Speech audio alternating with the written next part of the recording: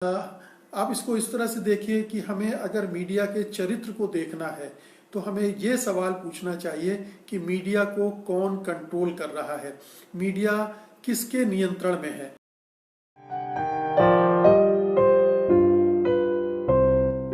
अब ये तो मोटे तौर पर बात हो गई कि ये हमारा मीडिया किस तरह से उसका स्तर नीचे आया है, किस तरह से वो हल्केपन पर आ गया है। इसीलिए सारी डिबेट भी उसी हल्केपन के साथ शुरू होती है, क्योंकि उनमें सनसनी चाहिए होती है, एक्शन चाहिए होता है, ड्रामा चाहिए होता है, तो वो सारी चीजें उसमें डाली जाती हैं, मसालेदार बनाया जाता है पूरा कंटेंट। और ये एक सामान्य चीज है जिससे आप भली भांति वाकिफ हैं। सवाल उठता है कि ये सारी चीजें चल रही थी तो ये सांप्रदायिकता का मसला कहाँ से इतना हावी हो गया।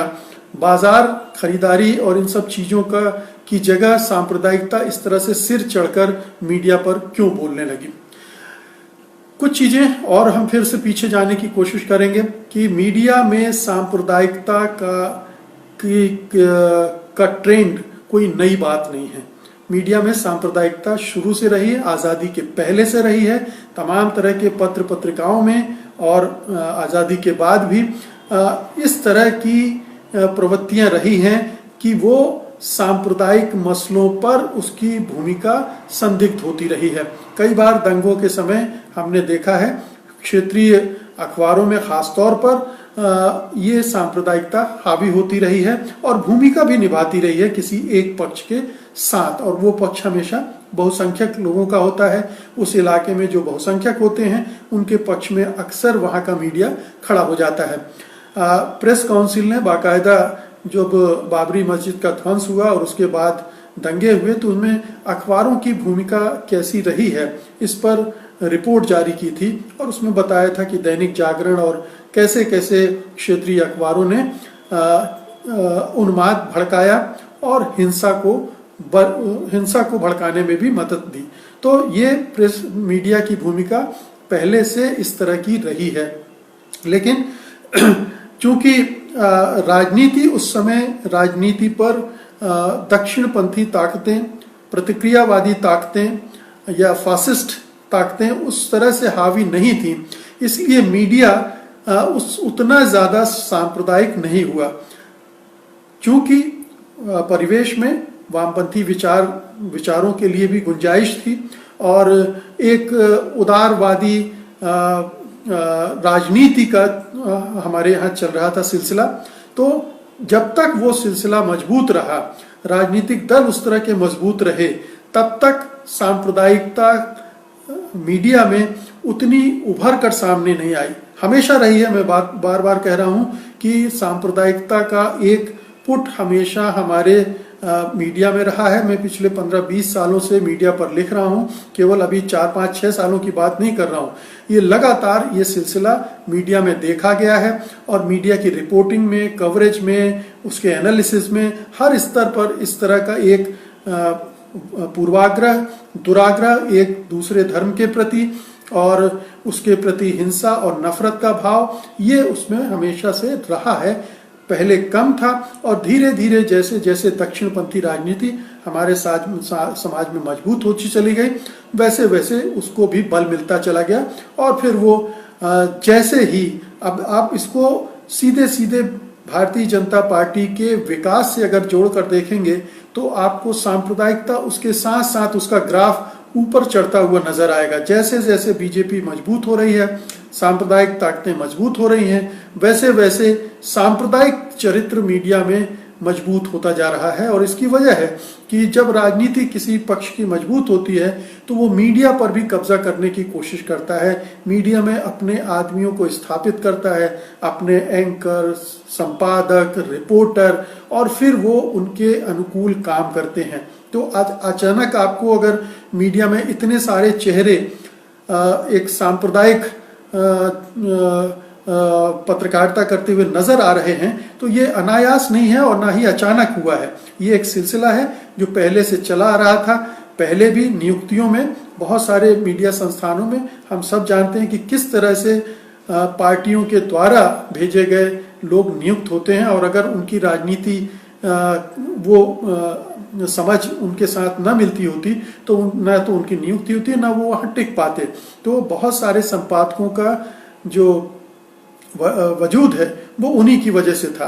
तो ये लगातार जिस पार्टी का वर्चस्व बढ़ता जाता है वो अपनी योजनाबद्ध तरीके से मीडिया में अपना पकड़ बढ़ाते रहते हैं, क्योंकि मीडिया दरअसल कोई स्वतंत्र सत्ता नहीं है। मीडिया अपने आप में आप इसको इस तरह से देखिए कि हमें अगर मीडिया के चरित्र को देखना है तो हमें ये सवाल पूछना चाहिए कि मीडिया को कौन कंट्रोल कर रहा है, मीडिया किसके नियंत्रण में है।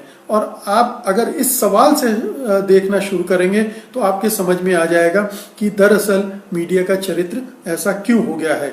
हम जानते हैं कि अगर हम भारतीय मीडिया की बात करें तो भारतीय मीडिया पर अगर सामाजिक आधार पर देखें तो उच्च वर्णों का कंट्रोल है, सवर्णों का कंट्रोल है। ज़्यादातर आपको 90% लोग अपर कास्ट के लोग वहाँ मिलेंगे, और दलितों की तो बात ही छोड़ दीजिए, तो ढूंढने से भी मिलना मुश्किल है।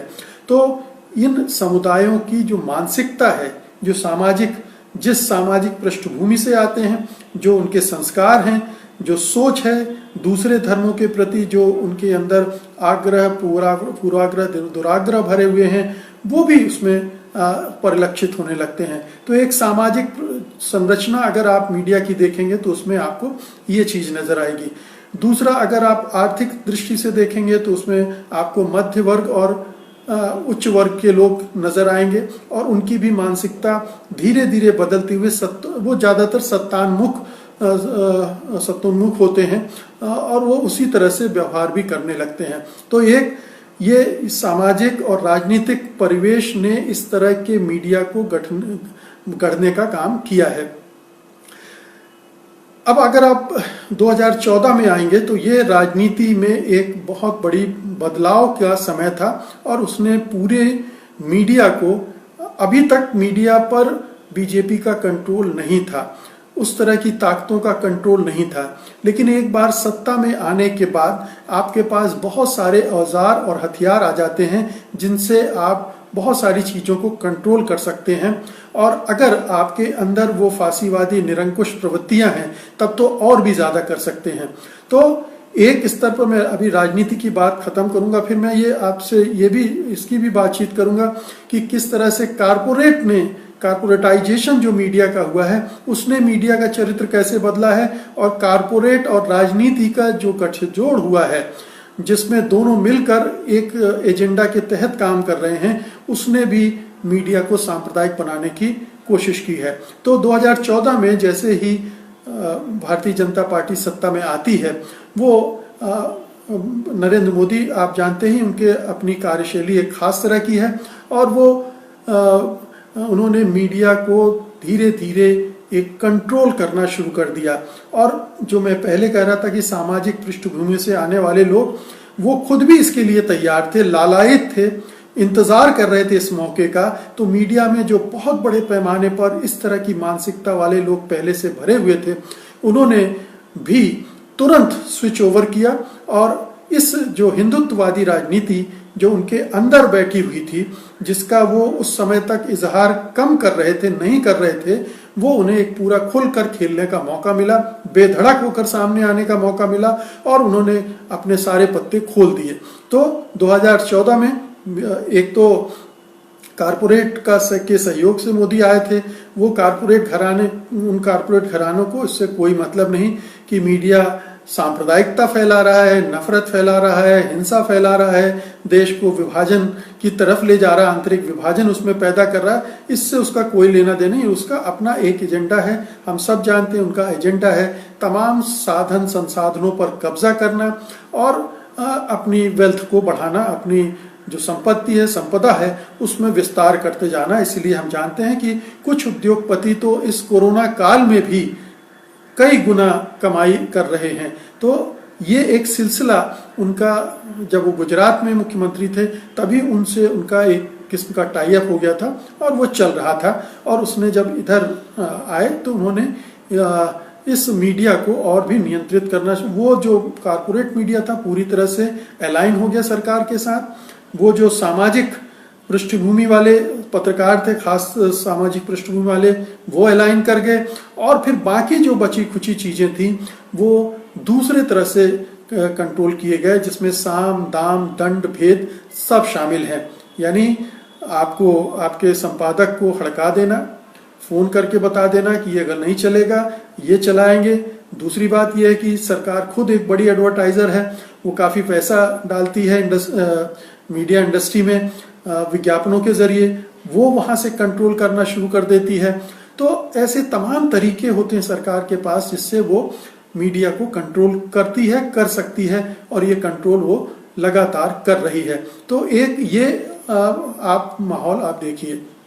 अब मैं एक और प्रवृत्ति जो मैं अभी तक चर्चा नहीं की मैंने उसकी, उस पर मैं आपका ध्यान खींचना चाहता हूं, और वो ये है कि पिछले 10-15 सालों में जिस तरह से सोशल मीडिया का विस्तार हुआ है, डिजिटल मीडिया का विस्तार हुआ है, ऑनलाइन मीडिया का विस्तार हुआ है, और उसका इस्तेमाल राजनीति में हो रहा है, ये भी हमें ध्यान रखना चाहिए। जो फेसबुक है, गूगल है, यूट्यूब है, ट्विटर है, ये बड़े बड़े दैत्याकार कारपोरेट्स हैं। मतलब इन्हें तो ये कहा जाता है सिलिकॉन स्टेट। इनकी अपनी एक इतनी बड़ी सत्ता है कि वो किसी भी सरकार को हिलाने की सामर्थ्य रखते हैं। इसीलिए आप जानते हैं कि 2016 के अमेरिकी चुनाव में बड़ा हल्ला मचा था कि रूस ने किस तरह से सोशल मीडिया का इस्तेमाल करके ट्रंप की मदद की और हिलेरी क्लिंटन की हार को सुनिश्चित किया।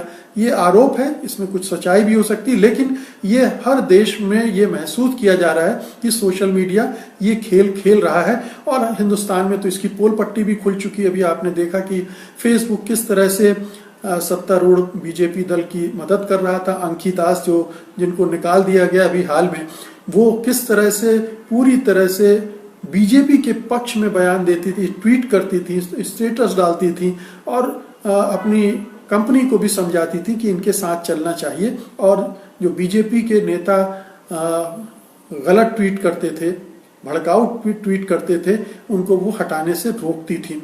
तो सोशल मीडिया की एक भूमिका, और सोशल मीडिया ने भी बहुत जगह सरकारों के साथ अपनी एक अंडरस्टैंडिंग डेवलप कर ली है अपने बिजनेस एजेंडे के तहत। तो ये पूरी दुनिया में इसकी चर्चा है। पूरी दुनिया ये महसूस कर रही है कि ये जो सोशल मीडिया प्लेटफॉर्म है किस तरह से विभिन्न देशों की राजनीति को इन्फ्लुएंस कर रहे हैं और वहाँ की सरकारों के साथ मिलकर अपना धंधा फैला रहे हैं। तो हिंदुस्तान में भी चूंकि फेसबुक वगैरह से नरेंद्र मोदी ने पहले ही अपनी अंडरस्टैंडिंग डेवलप कर ली थी, इसलिए पूरे अभियान में 2014 के अभियान में भी और 2019 के अभियान में भी फेसबुक ने उनके पक्ष में बहुत काम किया, ये हम सब जानते ही हैं। अब फेसबुक या जो सोशल मीडिया प्लेटफॉर्म है उनका अपना एक चरित्र है। उसमें जब चीजें वायरल होती हैं तो उससे उनका बिजनेस बढ़ता है, और इसलिए वो ऐसे कंटेंट को जिसमें वायरल होने की गुंजाइश होती है उसको रोकने में बहुत उत्सुक नहीं होती है। और ये कंटेंट क्या होता है, सनसनी पैदा करने वाला होता है, फेक न्यूज़ होगी या हिंसा के वीडियो होंगे या नफरत फैलाने वाले वीडियो होंगे। इस तरह की जो पोस्ट होती हैं, वीडियो होते हैं, उन सब पर ज़्यादा लोगों का ध्यान जाता है, वो ज़्यादा देखते हैं और उससे उनके व्यापार बढ़ने की संभावनाएं होती हैं। तो वो उसको रोकने के लिए तैयार नहीं होते। तो ये एक चिंता न केवल हिंदुस्तान बल्कि पूरी दुनिया में है। और हिंदुस्तान में चिंता क्यों होगी, क्योंकि ये सब कुछ सरकार के पक्ष में हो रहा है। ये जो कुछ भी सोशल मीडिया पर चल रहा है, आप जानते हैं कि व्हाट्सएप की वजह से कितनी मॉब लिंचिंग के मामले हमारे देश में हुए, लेकिन बड़े सुप्रीम कोर्ट ने जब कहा तब जाकर सरकार ने व्हाट्सएप क्या है, व्हाट्सएप भी मार्क जकरबर्ग का ही एक प्लेटफॉर्म है, तो धमकाया। सुप्रीम कोर्ट ने चेतावनी दी, सरकार ने कुछ बातचीत की और कुछ थोड़े बहुत उपाय किए गए, लेकिन अभी भी व्हाट्सएप यूनिवर्सिटी अफवाह फैलाने की, नफरत फैलाने की, हिंसा फैलाने के एक बहुत बड़ा प्लेटफॉर्म बना हुआ है। उस पर अभी तक रोक नहीं लग पाई। इसी तरह से फेसबुक जो काम कर रहा है वो भी। तो आप देखिए कि सांप्रदायिकता के स्रोत अब कई हो गए हैं। कई जगहों से इस तरह की चीजें आ रही हैं, और चूंकि राजनीति सांप्रदायिक हो गई है, इसलिए मीडिया, बहुत सारे मीडिया प्लेटफॉर्म न चाहकर भी सरकार से अलाइन करने के लिए मजबूर हैं, इक्का दुक्का ही खड़े हो पाने की हिम्मत कर पा रहे हैं। तो ये जो प्रवृत्ति है, इसको भी हमें गौर करना चाहिए।